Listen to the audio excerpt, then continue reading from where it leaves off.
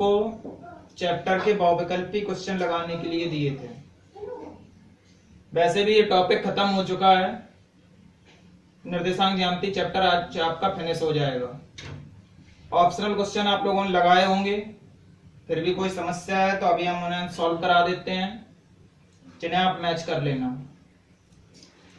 हो सकता है अगली क्लास हमारी ना हो, अगर 30 के अप्रॉक्स हॉलीडे हो जाता है तो हमारी क्लास नेक्स्ट नहीं आएगी। ये टॉपिक आपका खत्म हो जाएगा, इसे आप कंप्लीट कर लेना, ठीक है। तो देखते हैं इस एक्सरसाइज का question number first.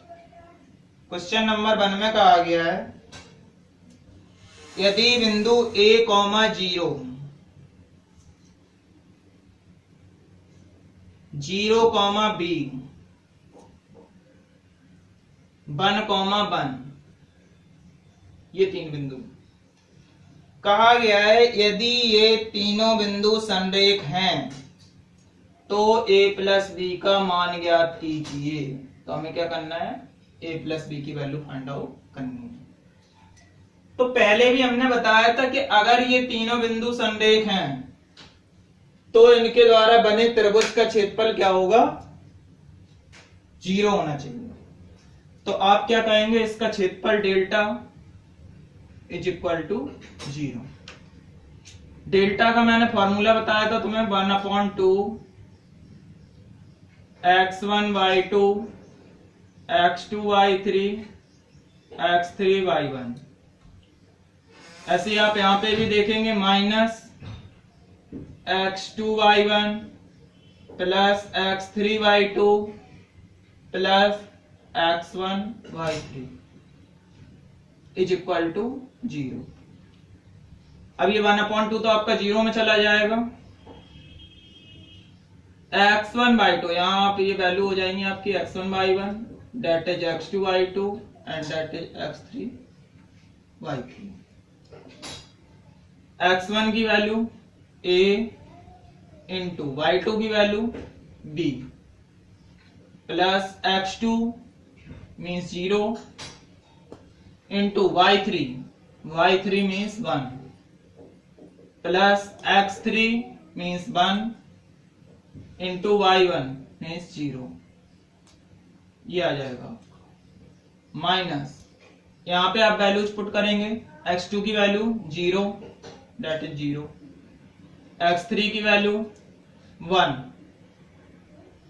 Into y2 की वैल्यू b प्लस x1 की वैल्यू a इंटू y3 की वैल्यू 1 इज इक्वल टू 0। आपको पता है ये 0 वाले टर्म 0 हो जाएंगे, यहां रह जाएगा ए बी माइनस, यहां आप देखेंगे b माइनस का b और माइनस का a इज इक्वल टू 0।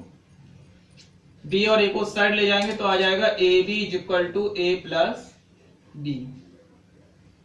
हमें क्या चाहिए थी, a प्लस बी की वैल्यू, तो a प्लस बी की जो वैल्यू होगी वो क्या हो जाएगी, ए बी मीन्स इसका फर्स्ट ऑप्शन सही है।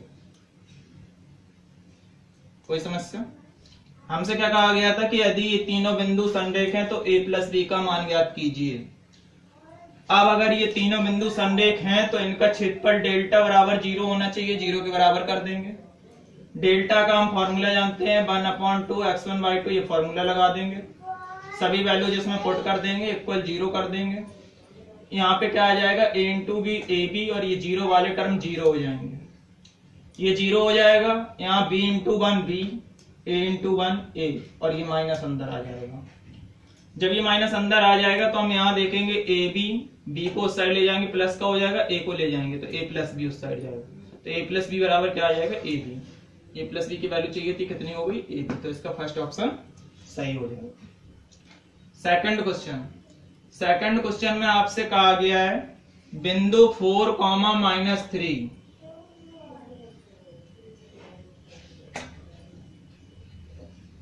कहा गया है, बिंदु 4, -3 की मूल बिंदु से दूरी। अच्छा, आप लोगों को मैंने टॉपिक स्टार्ट किया था तभी बताया था कि 0, 0 क्या होता है, मूल बिंदु होता है। तो इन दोनों के बीच की दूरी चाहिए। बीच की दूरी का आप फॉर्मूला जानते हैं, क्या होता था, d is equal to under root x1 minus x2 मतलब 4 माइनस 0 का whole square plus y1 minus y2 means -3 और -0 का होल स्क्वायर। आप यहां कर देंगे अंडर रूट 4 माइनस 0 4 का स्क्वायर प्लस यहाँ क्या हो जाएगा -3 का स्क्वायर। आप जानते हैं 4 का स्क्वायर क्या होता है 16, 3 का स्क्वायर 9, तो ये क्या हो जाएगा आपका अंडर रूट 25 या 25 का हम रूट फाइंड आउट करेंगे कितना आ जाएगा 5 मात्र। तो कोई दिक्कत नहीं है 5 मात्रक मतलब इसका डी ऑप्शन सही है। तो डी ऑप्शन क्या हो जाएगा हमारा सही है।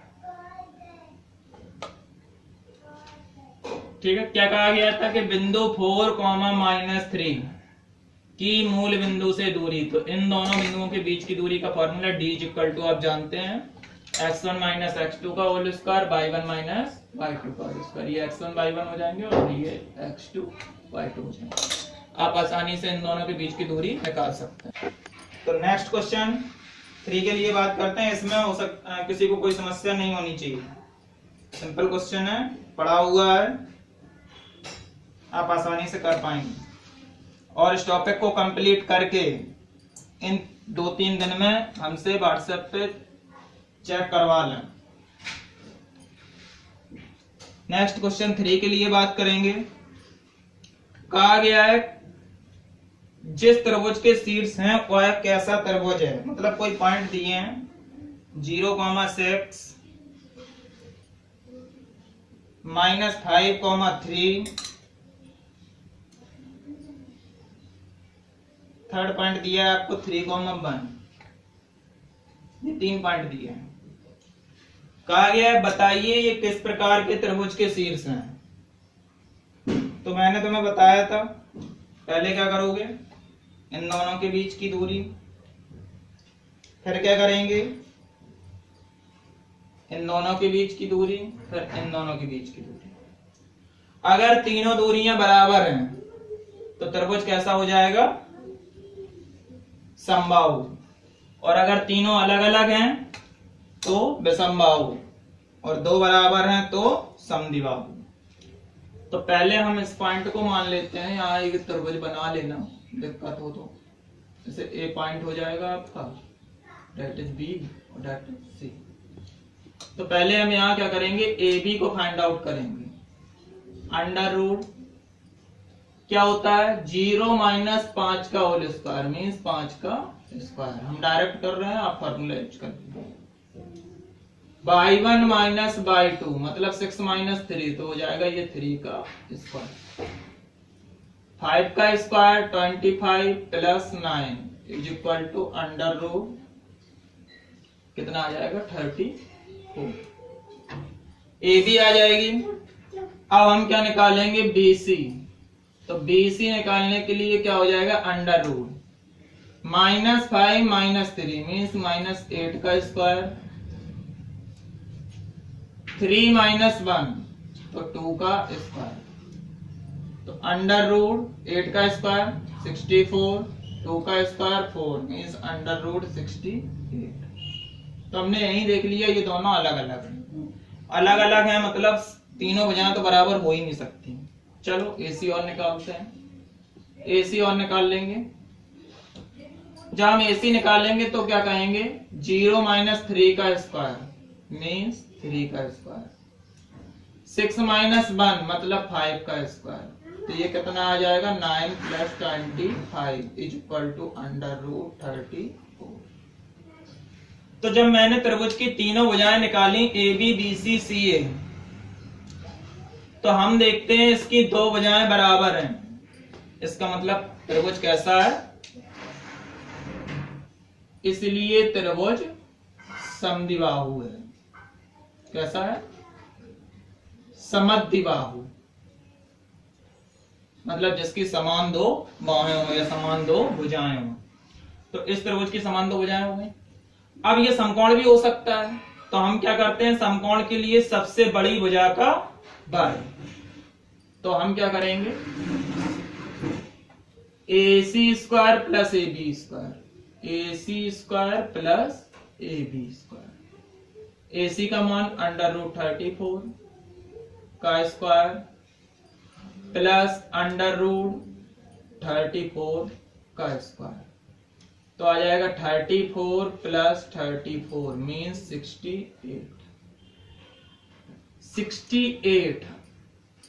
ये किसका मान आ गया, AC square plus AB square.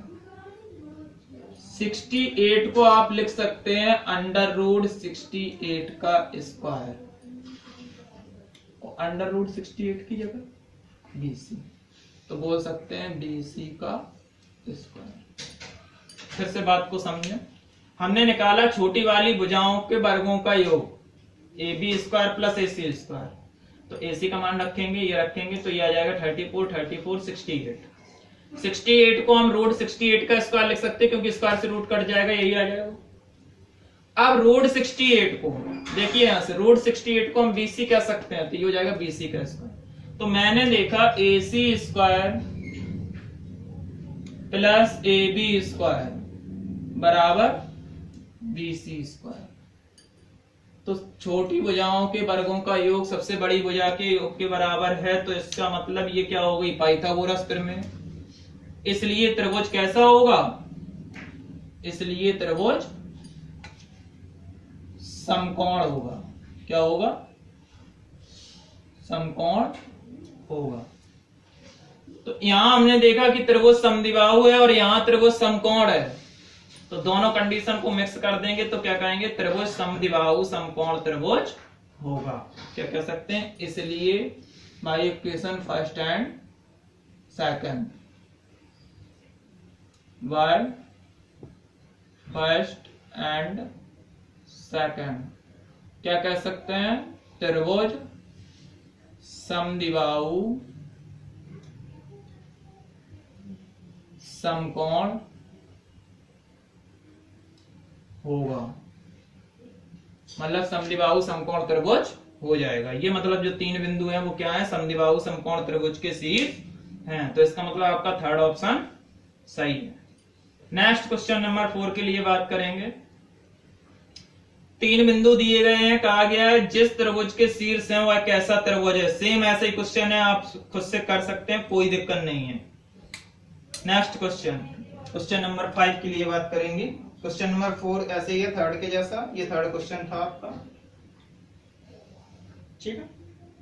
Next question के लिए बात करेंगे। नेक्स्ट क्वेश्चन में क्या कहा गया है,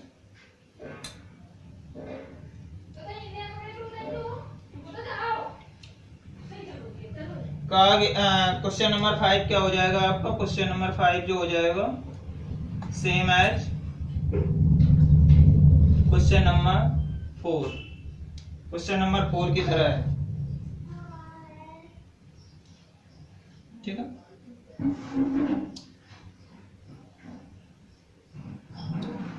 अगले क्वेश्चन में कहा गया है यदि बिंदु इतने इतने इतने संरेख हैं तो k का मान, तो तुम क्या करोगे, क्षेत्रफल निकाल के 0 के बराबर कर दोगे तो k का मान आसानी से आ जाएगा, कोई दिक्कत नहीं है। क्वेश्चन नंबर 6, क्वेश्चन नंबर 6 को भी हम फर्स्ट एक्सरसाइज में आपको करा चुके हैं। क्वेश्चन नंबर 7 में कहा गया बीच की दूरी, आप आसानी से निकाल पाएंगे। लास्ट क्वेश्चन बताएंगे क्वेश्चन नंबर 8, हो सकता है ये वाला ना आया हो तो ये बता देंगे। वह है अनुपात जिसमें रेखा 2x plus y minus 4, 2x minus y plus 4 is equal to, ये जो लाइन है हमारी 2x प्लस y है, इसमें कहा गया है कि इस रेखा को ये बिंदु किस अनुपात में विभाजित करता है, तो हमने मान लिया कि अनुपात पर में विभाजित करता है। तो हम निकालेंगे बिंदु C के निर्देशांक, तो हम निकालेंगे यहाँ C के निर्देशांक। अब C क्या है, फॉर्मूला क्या लगेगा, अंतर्विभाजन बिंदु के निर्देशांक। तो क्या होता है mx2, तो 3 इंटू के हो जाएगा 3 के, mx1 तो 2 अपॉन k प्लस 1, ये आ जाएगा। फिर यहाँ पे आप लगाएंगे k इंटू 7 तो 7k। अंतःविभाजन बिंदु के निर्देशांक निकाल लेना, आसानी से आ जाएगा। 1 इंटू -2 तो ये हो जाएगा -2 अपॉन k प्लस 1। अब अगर ये बिंदु इस रेखा पे स्थित है तो ये इसको क्या करेगा, संतुष्ट करेगा। तो हम यहाँ लिख देंगे क्योंकि C बिंदु रेखा पर स्थित है, इसलिए इसे संतुष्ट करेगा। तो हम इस पॉइंट को क्या कर देंगे, इस रेखा में रख देंगे 2 3k plus 2 upon k plus 1 plus 7k minus 2 upon k plus 1 plus 4 equal to 0। अगर ये बिंदु इस रेखा पे स्थित है तो ये इसको संतुष्ट करेगा। संतुष्ट का मतलब क्या होता है, ये रख देंगे हम पूरी वैल्यू x की जगह और ये पूरी वैल्यू रख देंगे y की। चलिए यहाँ मल्टीप्लाई कराते हैं। 2 इंटू 3 6, 2 इंटू 2 4, k प्लस 1 नीचे एलसीएम ले लेना, यहाँ करा देंगे तो क्या आ जाएगा 7k माइनस 2 और यहाँ हो जाएगा 4k plus 4 is equal to 0 upon 1 cross multiply, ये चला जाएगा 0। 6k 7k 4k कितना हो जाएगा, 6 4 10 और 7 कितना आ जाएगा आपका 70k। मिस्टेक कर दिया यहाँ, यहाँ क्या आएगा -4 आएगा। तो ये जो दोनों वैल्यू जाएंगे तो -6k 7k कितना हो जाएगा आपका 13k और 4 माइनस कर देंगे तो ये आ जाएगा आपका 9k। 4 प्लस का माइनस का कैंसिल हो जाएगा, ये रह जाएगा -2 इक्वल टू। फिर से समझिए, 7 और 6 13, 13 में से 4 गए 9, 9k 4 से 4 कर जाएंगे, यहाँ बच जाएंगे 2 बराबर 0, क्योंकि इसका इसमें 0 कराएंगे, ये हो जाएगा। हमें वैल्यू k की चाहिए तो 9k इज इक्वल टू 2 या k is equal to 2 upon 9। तो कितना आ गया 2 अनुपात 9। हम कहेंगे 2 अनुपात 9। आपका ये फर्स्ट ऑप्शन इसका सही है। फिर भी कोई प्रॉब्लम होती है तो आप हमसे कांटेक्ट कर सकते हैं। क्वेश्चन को हम एक बार रिपीट कर देते हैं, क्या कहा गया था। वह अनुपात जिसमें ये वाली रेखा बिंदु इतने और इतने को मिलाने वाली रेखा, इनको मिलाने वाली रेखा हो जाएगी AB, मींस AB को किस अनुपात में विभाजित करती है, मतलब ये रेखा रेखा AB को किस अनुपात में विभाजित करती है। तो हम मान लेते हैं k अनुपात 1 में विभाजित करती है। तो ये वाली रेखा हमने ये मान ली और ये वाली रेखा ये हो जाएगी। अब अगर ये k अनुपात 1 में विभाजित करती है तो हम C के निर्देशांक निकाल सकते हैं। अंतःविभाजन बिंदु के निर्देशांक mx2 plus nx1 upon m plus n। तो आप अंतःविभाजन बिंदु के निर्देशांक निकाल लेंगे तो ये C के निर्देशांक आ जाएंगे। अब अगर ये बिंदु इस रेखा पे भी है और इस वाली पे भी है, अगर इस पे है तो इस रेखा को क्या करना चाहिए, संतुष्ट। तो हम ये वाला बिंदु इस रेखा में रख देंगे तो ये क्या, वही हमने लिखा है C बिंदु रेखा पर स्थित है इसलिए इसे संतुष्ट करेगा, में रख देंगे। तो यहाँ से हमारी k की वैल्यू आ जाएगी, जो k की वैल्यू आएगी वही हमारा अनुपात हो जाएगा 2 अनुपात 9। भी कोई समस्या होती है तो आप कांटेक्ट कर सकते हैं। इसी के साथ आपका निर्देशांक ज्यामिति चैप्टर खत्म होता है और हो सकता है अब नेक्स्ट टर्न हमारा पड़ेगा नहीं, क्योंकि हो सकता है 30 तारीख से स्कूल में हॉलीडे हो जाएगा। तो अब आप इस चैप्टर को कंप्लीट कर लें और ये जो 2-3 दिन है इनमें अपनी नोट चेक जरूर करा लें, ताकि जब जुलाई में विद्यालय खुलता है तो प्रॉब्लम ना हो। ठीक है, ओके, थैंक यू।